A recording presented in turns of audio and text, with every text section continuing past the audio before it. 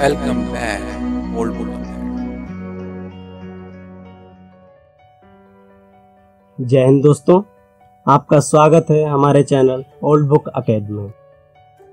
हमारे चैनल को सब्सक्राइब कीजिए, वीडियोस को लाइक कमेंट शेयर अवश्य करें। हमारे साथ बने रहने के लिए आपका बहुत बहुत धन्यवाद। जैसा कि आप देख रहे हैं, यह हमारी कृतिका की पुस्तक है। भाग 2 कक्षा 10वीं की NCERT की पुस्तक है। इस पुस्तक का पहला पाठ हम पढ़ रहे हैं, जिसका नाम है माता का आंचल। पिछली वीडियोस में हमने और पाठ पढ़ा और जहां से छोड़ा है आज हम उसके आगे से पढ़ेंगे। जिन बच्चों ने शुरुआती वीडियो नहीं देखी है उनको अवश्य देखें, जिससे कि आपको पाठ अच्छे से समझ आ सके। चलिए आगे चलते। जैसा कि आप देख रहे हैं, पिछले वीडियो में हमने इस जगह पर छोड़ा था। इसको हम दोबारा दोहरा लेते हैं।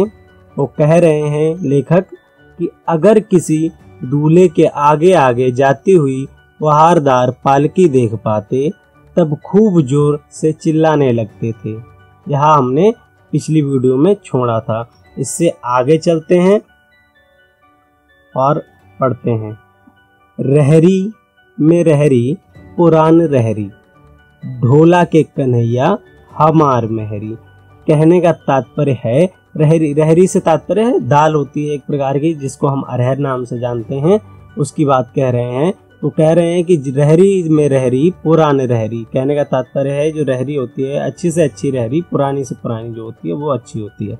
ढोला के कन्हैया हमार महरी, महरी से तात्पर्य यहाँ पत्नी से है, या कि हमार महरी अपनी तारीफ करते हुए लोकगीत हैं, इनको गाते हुए चिल्लाने लगते थे। इसी पर एक बार बूढ़े वर ने हम लोगों को बड़ी दूर तक खदेड़ कर डेलों से मारा था। लेखक कह रहे हैं एक बूढ़ा जोड़ा होगा जिन्होंने थोड़ा अधेड़ उम्र में शादी की होगी शायद, इसलिए लेखक उन्हें बूढ़ा वर बता रहे हैं, जोड़ा बता रहे हैं।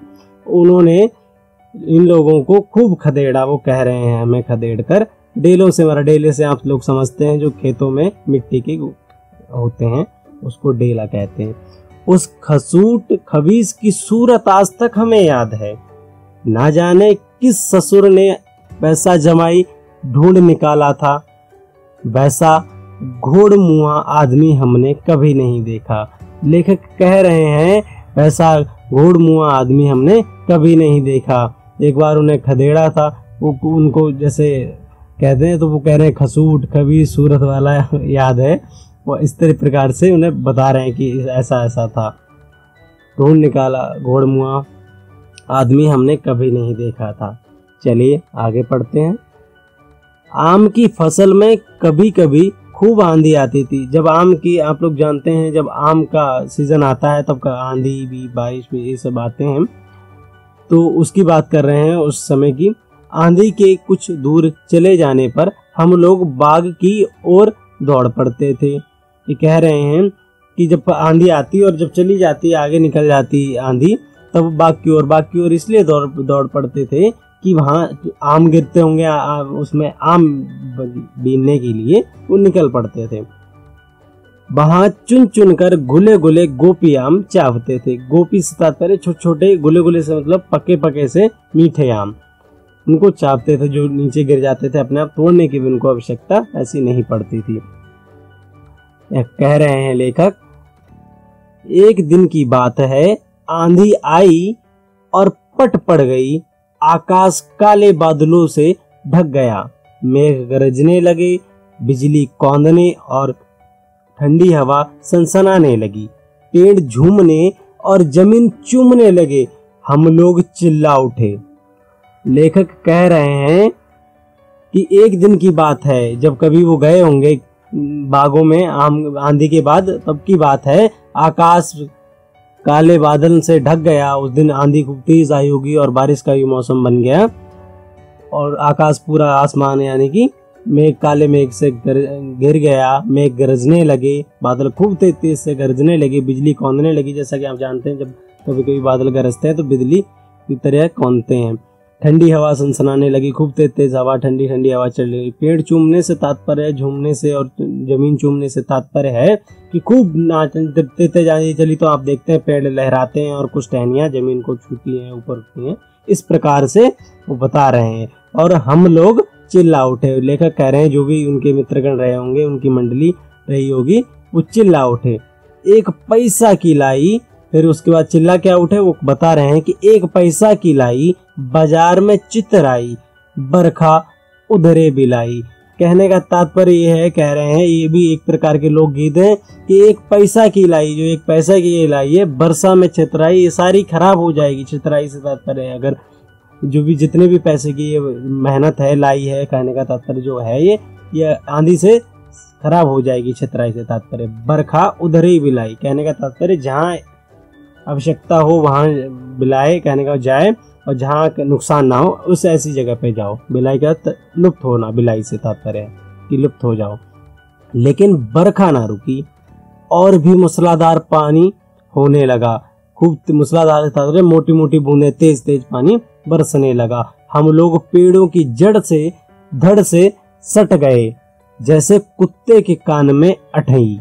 कहने का तात्पर्य है यहाँ पे जो कह रहे हैं अठई, अठई से तात्पर्य कुत्ते के कान में इन्होंने कहा कि जो आप देखते होंगे कुत्ते छोटे छोटे कीड़े होते हैं उनकी बात की है। उसको किलनी, अठई या जो कुत्ते के कानों में छोटे छोटे कीड़े चिपक जाते हैं, बिल्कुल उसकी बात करें। इस तरीके से वो जैसे चिपक गए थे पेड़ों की जड़ से, मतलब पकड़ लिया जिससे कि उन्हें कोई हानि ना पहुंचे।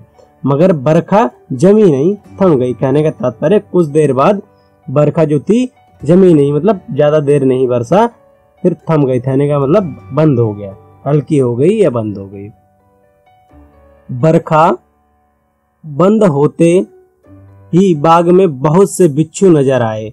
जब बरखा बंद हुई तो उन्होंने देखा कि बाग में बहुत से बिच्छू नजर आए। कुछ बरसात के कारण बिच्छू जो होते हैं छोटे छोटे कीड़े वो बाहर निकले, इसी प्रकार से बिच्छू भी बाहर निकले। हम लोग डर कर भाग चले, वो लोग डर गए और वहां से भाग चले। हम लोग में बैजू बड़ा ढीठ था। बैजू नाम का एक उनके साथ कोई उनका मित्र रहा होगा, वो ढीठ था बड़ा, जो कि संयोग की बात थी। बीच में संयोग रहा होगा उनको आते समय या जाते समय, किसी आते समय कहने का तात्पर्य है। बीच में मूसन तिवारी मिल गए, कोई व्यक्ति होंगे जिनका नाम मूसन तिवारी है, वो मिल गए।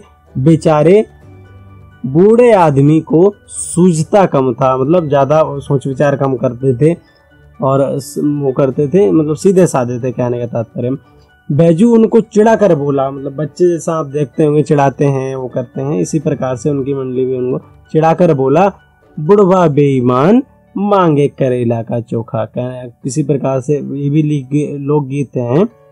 बुढ़वा से तात्पर्य बूढ़ा, क्योंकि वो बूढ़े हैं तो वो कह रहे हैं बुढ़वा बेईमान मांगे करेला का चोखा। चोखा मतलब करेले की सब्जी जो चटपटी हो, उससे तात्पर्य है। चलिए आगे चलते हैं।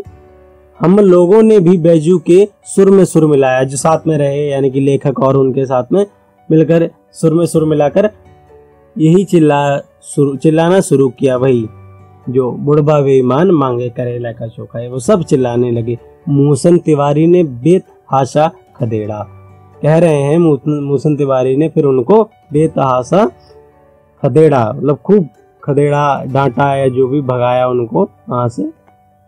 अब वो कह रहे हैं कि किस प्रकार से उन्हें खदेड़ा, वो बता रहे हैं। हम लोग तो बस अपने अपने घर की ओर आंधी हो चले, मतलब आंधी की तरह भाग चले। कहने का तात्पर्य अपने अपने घर की ओर।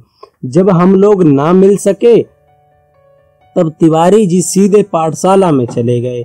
जब वो नहीं मिले तो उन्हें लगा शायद पाठशाला में गए होंगे।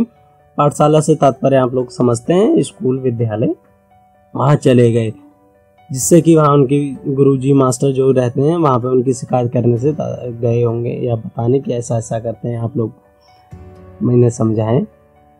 फिर उसके बाद क्या हुआ कि वहां से हमको और बैजू को पकड़ लाने के लिए 4 लड़के गिरफ्तारी वारंट लेकर छूटे। कहने का तात्पर्य पकड़ कर लाने के लिए, क्योंकि वो वहां पहुंचे नहीं, इसलिए स्कूल के जो मास्टर जी ने कहा, उनको बताया कि 4 लड़के मतलब स्कूल के विद्यार्थी रहे, गिरफ्तारी वारंट मतलब गुरुजी का आदेश कि भाई पकड़ के लाओ, उसको गिरफ्तारी वारंट से संबोधित किया गया, लेकर छूटे।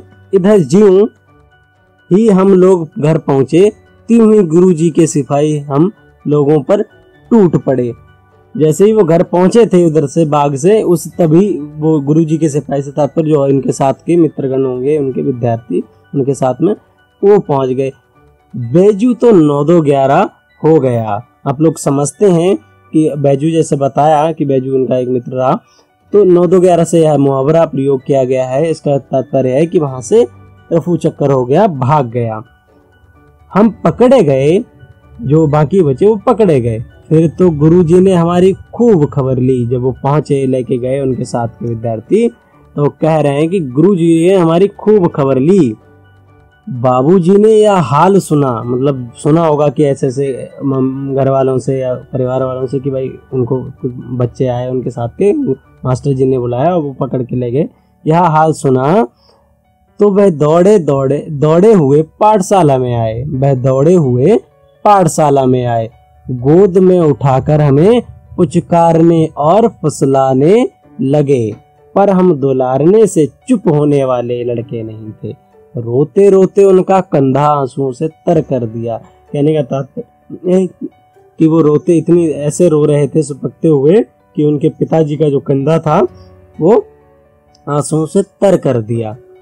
फिर क्या हुआ कि वह गुरु जी की चिरौरी से तात्पर्य हम नीचे देख रहे होंगे, यह शब्द अर्थ में लिखा है कि दीनता पूर्वक, विनती से तात्पर्य है यहाँ सीधा सीधा की जाने प्रार्थना है, विनती कि भाई आपसे नहीं करेगा, गलती हो गई, राम भी समझाएंगे, आपने समझाया। इस प्रकार से इस शब्द का अर्थ है जो चिरौरी करके हमें घर ले चले, मतलब विनती करके और वहां से घर ले चले। रास्ते में हमारे साथी, कह रहे हैं वो कि रास्ते में फिर हमारे साथी लड़कों का झुंड मिला। वे जोर जोर से नाचते और गाते थे। फिर से वैसे मिला और जोर जोर से नाच रहे थे, गा रहे थे। यह बता रहे हैं। यहाँ पे आज हम अपना ये वीडियो समाप्त करते हैं, उससे पहले शब्दार्थ एक बार देख लेते हैं। यहाँ पे बताया है जो ऊपर शब्द था रहरी से तात्पर्य दाल अरहर है, और अठई से तात्पर्य है कुत्ते के शरीर में चिपके रहने वाले छोटे कीड़े या किलनी भी कहते हैं, कुछ अठई भी कहते हैं गांव में, इस प्रकार से। और यह चिरौरी का तात्पर्य और अर्थ बताया गया है दीनता पूर्वक, मतलब बहुत सरलता से की जाने वाली विनती या प्रार्थना गुरुजी से, मास्टर जी से की, उसकी बात कर रहे हैं। चलिए, हमारे साथ बने रहने के लिए आपका बहुत बहुत धन्यवाद। अगली वीडियो में आगे पढ़ेंगे। धन्यवाद। Thank you for watching my channel and please like, subscribe and share.